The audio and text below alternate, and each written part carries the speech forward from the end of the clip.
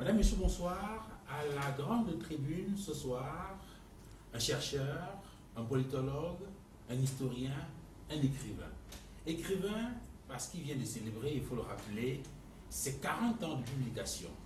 À moins de 70 ans, il a déjà mis sur le marché, on va le dire ici, pratiquement 70 ouvrages. Notre invité est également docteur en sciences politiques. Il a enseigné à l'Université libre de Berlin, en Allemagne. Il a enseigné à l'Université de Lyon 2, en France. Et aujourd'hui, il est enseignant à l'Université de Yaoundé 1. Il enseigne bien évidemment l'histoire, les sciences politiques et il dirige beaucoup de thèses sur les études germaniques. Notre invité est également le petit-fils d'une figure emblématique de l'histoire du Cameroun, Kouma Doumbé, Lok Priso, un des résistants à la pénétration allemande au Cameroun. Le prince Kouma Doumbé III est notre invité. Prince Kouma Doumbé III, bonsoir. Bonsoir. Et merci d'avoir accepté notre invitation. Mais je le fais avec plaisir pour nos populations. Nous allons donc parler de l'histoire du Cameroun. On vient d'apprendre, en tout cas, que ce 17 décembre, on va se rappeler qu'il y a pratiquement 59 ans que Ruben Ouniobé s'est adressé à la tribune des Nations Unies pour exiger entre autres l'indépendance et l'unification du Cameroun. On va s'en souvenir pour interroger ce qu'est devenu aujourd'hui le rêve de Ruben Ouniobé. De même qu'on parlera du processus démocratique au Cameroun. On sort d'une élection présidentielle avec un candidat qui a pratiquement écrasé les autres avec près de 80% de suffrages valablement exprimés. Et on sait également que sur le continent depuis pas mal de temps, ça bouge. En Côte d'Ivoire, ça a beaucoup bougé. En Libye, et vous avez écrit beaucoup là-dessus. On va vous interroger pour que vous puissiez me dire ce que vous pensez en tant que chercheur, en tant qu'intellectuel, sur ces différentes questions. Ça vous convient? Kalambola boso ambo ana sombinyo na musangumbe na motote musangumbe na mboate ndi nepe miengena Prince René Bell Ajaibam na munjao enange. Alphonse Diéné, traduction. Oui, et là, le professeur est en train de saluer la communauté Douala, précisément. Quand on dit Mboa, on se réfère à la communauté pour dire qu'il remercie cette collectivité et cette communauté et qu'il se réjouit du fait que le prince René Bell soit en sentence au moment ainsi que son épouse, enfin pour dire sommairement ce qu'il vient de dire. Alors j'en profite donc pour présenter Alphonse Diéné, qui est journaliste à la Nouvelle Expression. Alphonse, merci d'être venu sur ce plateau. C'est moi qui vous remercie, Duval. C'est pas facile, vous savez. Merci également d'être venu, Guy Fonga. Bonsoir. Merci infiniment, c'est un grand honneur d'interroger cet érudit de la science avec qui on va se prêter à cet exercice. Guy Fonga, il faut le rappeler, est journaliste à Horizon Nouveau. Rédacteur en chef, effectivement. Voilà, et enseignant également à l'université. Merci également de nous avoir rejoints sur ce plateau. Théodore Chopard, bonsoir. Bonsoir Duval, bonsoir professeur. Bonsoir. C'est un immense plaisir pour moi de vous retrouver sur ce plateau de Kinox Télévision. Ce n'est pas tous les jours que nous avons cette occasion et j'admire beaucoup votre caractère érudit et surtout tout ce que vous faites pour la pensée africaine. Merci, merci infiniment et que la paix soit aussi avec vous. Alors Théodore Chopard, il faut le rappeler, journaliste au quotidien Le Jour. Merci Prince Kouma Doumbé III d'être venu sur ce plateau. Merci messieurs. Merci madame, messieurs de nous retrouver à la maison.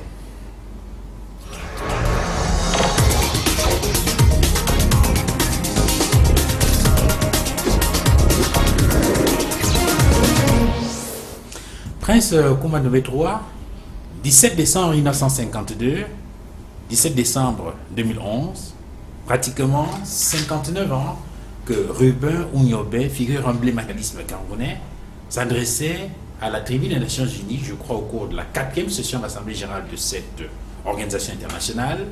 Et on sait que le combat de Ruben Ouniobé de tout temps a été l'indépendance et l'unification du Cameroun.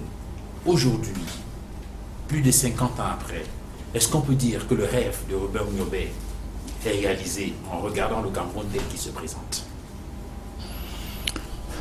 Il faut toujours commencer par le commencement, comme on dit. Avant Ouniobé, vous savez qu'il y a eu d'autres. Avant Ouniobé, c'était la période française, pour ainsi dire, vous avez eu Douala Mangabel, qui a eu aussi son rêve brisé. Avant Douala Mangabel, vous avez parlé de mon grand-père, Locke Priso. Mais avant lui, il y en a eu d'autres. Et je vous ai apporté ce soir la charte de Kouroukan Fouga, c'est-à-dire du royaume Manding. La charte, vous voyez ici, en combien? 44 articles.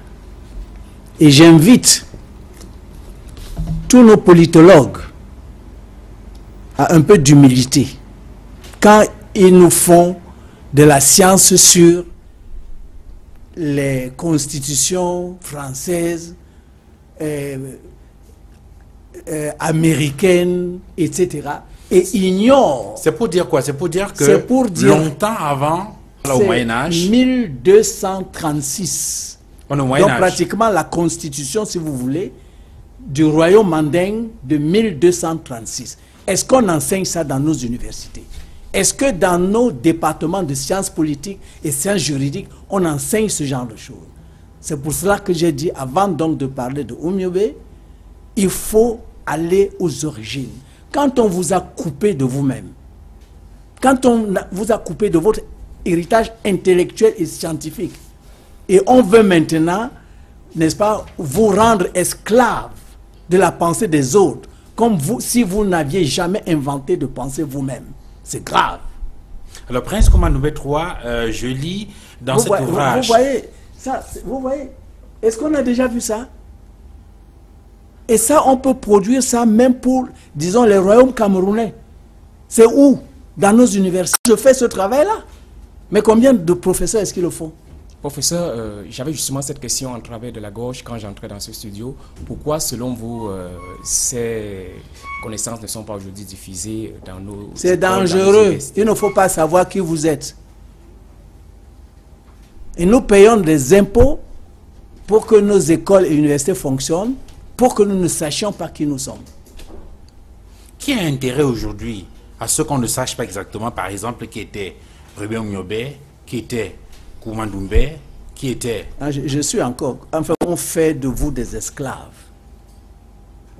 Et c'est pour cela que quand je m'adresse aux Européens, aux Américains, je leur dis ça suffit.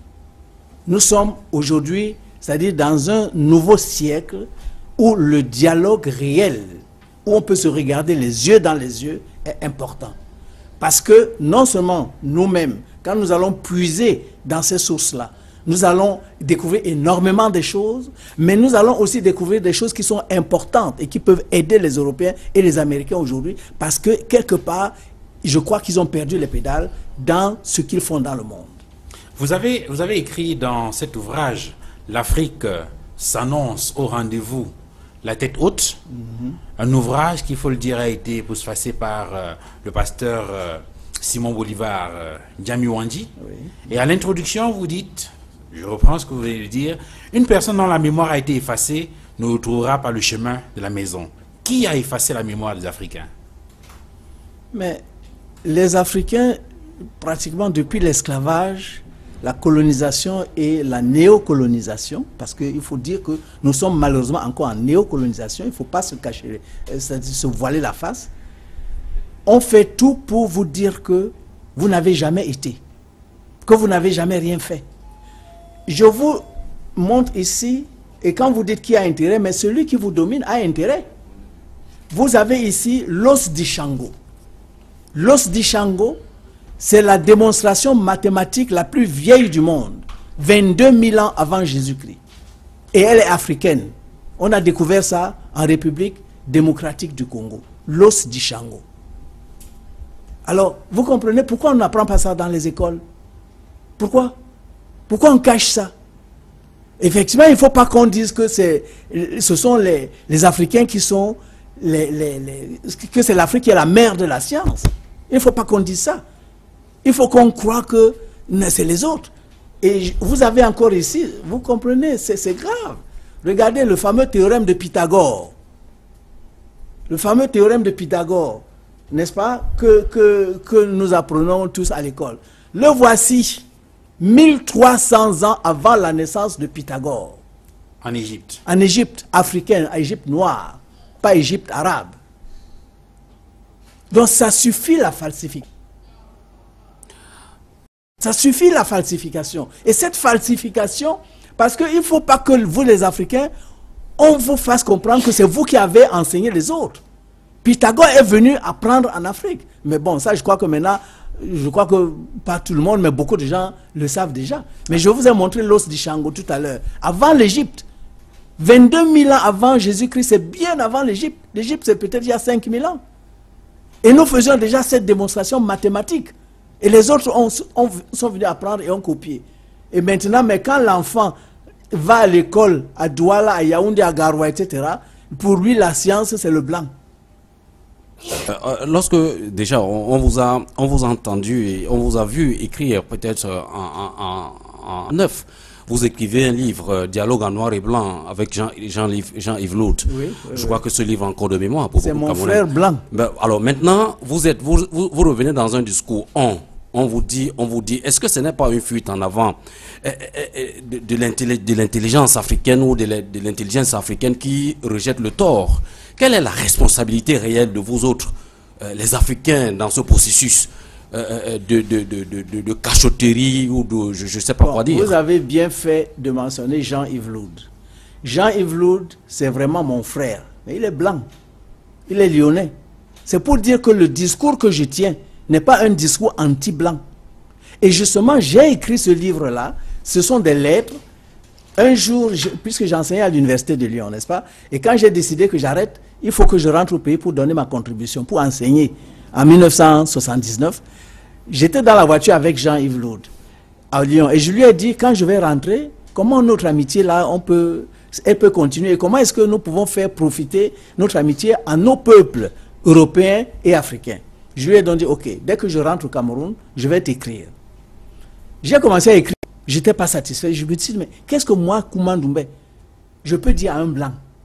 Je dois lui dire, qu'est-ce que j'ai dans mon ventre? Qu'est-ce que je dois lui dire? Tout le tort qu'ils nous ont fait. Et finalement, j'ai mis presque 1 an pour écrire ces lettres-là. Et je lui ai envoyé tout une seule fois. Il a mis presque 2 ans avant de répondre. Et sa première phrase, c'est « On ne reçoit pas tous les jours le poids du monde dans sa boîte aux lettres. » Bon, c'est pour dire donc que, et depuis nous sommes vraiment, il ne fait que faire d'autres. Il me dit, tous les livres que je publie, ce sont des dialogues en noir et blanc, tome 1, tome 2, tome 3, tome 4, etc. Ça veut donc dire quoi? Ça veut dire que mon discours n'est pas un discours anti-blanc. Mon discours n'est pas un discours contre telle ou telle race, mais contre un système. Contre un système. Donc la responsabilité est partagée. La responsabilité est partagée pourquoi? Parce que d'abord c'est un système de domination qui, depuis pratiquement l'esclavage, disons depuis le XIVe siècle, fait tout pour que le noir ne sache plus qui il est, qui a chosifié le noir.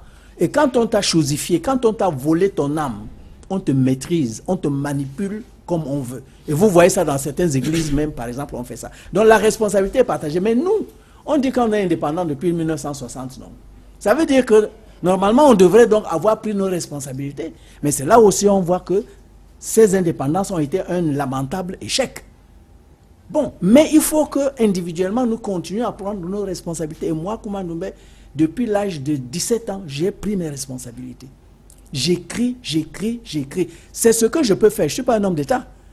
Parlant de responsabilité, professeur, vous semblez vous inscrire dans le sillage de Cheikh Anta Diop, qu'il vous disait clairement en son temps qu'il s'est battu pour mettre à nu l'histoire qui consistait à mentir sur l'Afrique réelle et qu'il vous revenait à vous autres jeunes scientifiques de vous battre pour assurer le développement de l'Afrique. Est-ce que ce discours de la victime que vous tenez régulièrement n'est pas de nature? La victime? Le fait, parce que les autres, en principe, à vous écoutant, on a l'impression que le problème c'est les autres. Ah, mais non. Le problème c'est les autres. Est-ce que cette démarche n'est pas une fuite en avant qui ne permet pas ce n'est pas un discours non, ce n'est pas un discours de la victime.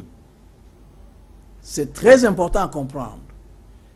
C'est un discours qui dévoile les mécanismes. Ce n'est pas un discours de victime. Parce que si c'était un discours de victime, je ne pourrais pas convaincre les Européens. Je ne pourrais pas avoir tant d'adeptes blancs. Or, vous savez très bien que j'en ai énormément. Que ce soit en Allemagne, en France, etc. Des gens qui qui ne sont pas des Africains. Donc si mon discours est un discours de la victime, non. Là-bas, eux-mêmes, ils me disent, merci prince ou merci professeur de nous avoir révélé tout cela, parce que même nous, on nous a cachés. Et grâce à vous, maintenant, nous, on a compris. Pourquoi est-ce que Afrique Avenir, par exemple, est fort comme ça à Berlin? Berlin, ce ne sont pas des Camerounais, ce sont des Blancs, Allemands. Et c'est eux qui portent Afrique Avenir. Et je vous assure que quand vous voyez, disons, sur 10 événements sur l'Afrique à Berlin, capitale allemande, vous pouvez être sûr qu'au moins 4 sont d'Afrique Avenir Berlin. Et ce sont des Blancs. Non, ce n'est pas un discours de victime. C'est un discours pour que nous puissions bâtir le destin commun de l'humanité. C'est de ça qu'il s'agit. Or, tu ne peux pas bâtir le destin commun de l'humanité sur du mensonge, sur des choses qu'on tait. Il faut dire ce qu'on a tué pour que nous puissions évoluer.